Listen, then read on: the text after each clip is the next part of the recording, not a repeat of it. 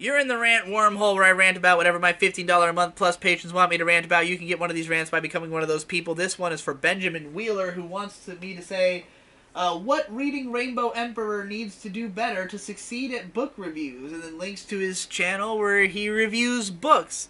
I watched one of the videos, and I would say that I think that your enthusiasm for the books, he reviews like sci-fi novels, or just, I guess sci-fi fantasy, that kind of, what's the word I'm looking for, genre books.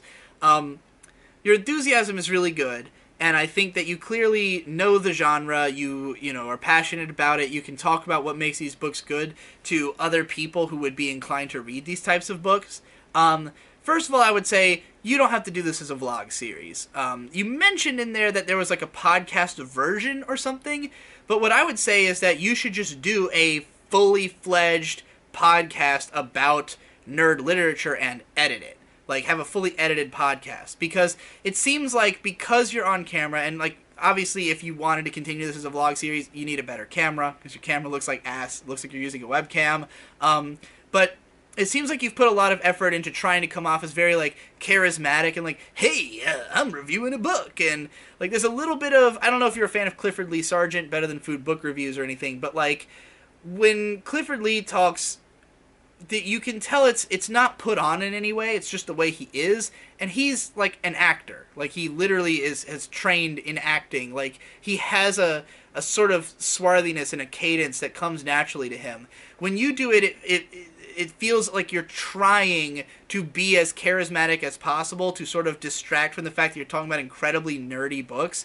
But I don't think you need that, because the kind of people who are going to want to read these books, they're not looking for like a charismatic character. They're not looking for like a, hey, I'm a cool guy and I read these kind of books. It's like they just want to hear about if the book is, is good or not. So I would say, because you're on camera and you sometimes sort of stutter or lose your place or like have to re-say what you said, it diminishes that charisma that you're trying to put on. Like, if you are trying to be like very natural and stuff, and then you stumble over your words, then it takes away from that.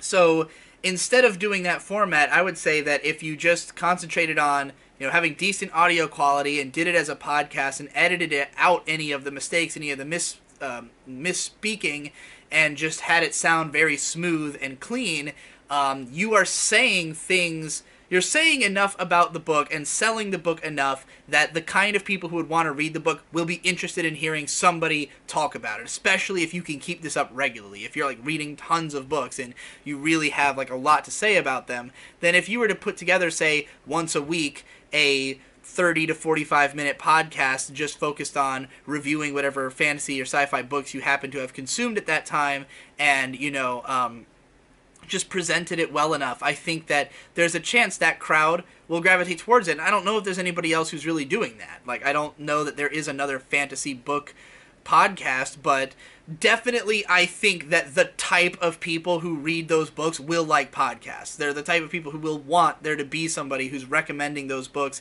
in a podcast, talking about them, someone with a lot of knowledge, somebody who's read a lot of those types of books. I definitely think there's a market for that, and that you could fulfill that market. And I'm not saying you can't do video, but like, if you did do video, I would say to, try less hard to be like fast-paced and charismatic, and just slow it down a little. Like, think through what you're saying a little more so that you don't make as many mistakes. Have a better camera, and I know I'm not one to talk when I'm currently fucking in like the shittiest backlit fucking, you can't even see my face and I'm stuttering like a fuck, but that's also because these are just rants for the sake of people who pay me to do them. I'm not making these videos expecting them to grow or to see much of an audience. Some of them just happen to do so, but like, if you really want to be on camera, you can train yourself and just keep getting better at it, but that's going to take time. Whereas I do think that with the level of knowledge that you seem to have, you could make a podcast that could be successful with the audience of the type of books that you're talking about, You just got to focus less on the production and more on the raw points you're trying to make. Less on trying to, like, be a character or anything like that, and more just like, hey, here's the book, here's what's good about it, here's the passages I'm going to read you, like, and condense it all into a nice podcast with maybe more than one book, cover a couple a week or every other week or something, and post it on iTunes.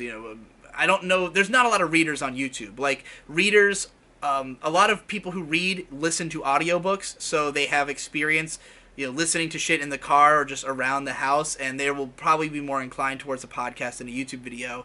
Most people on YouTube don't read. So, yeah, I would just say that this isn't necessarily the medium that's best for what you're trying to cover. Anyway, that's it. That's my advice.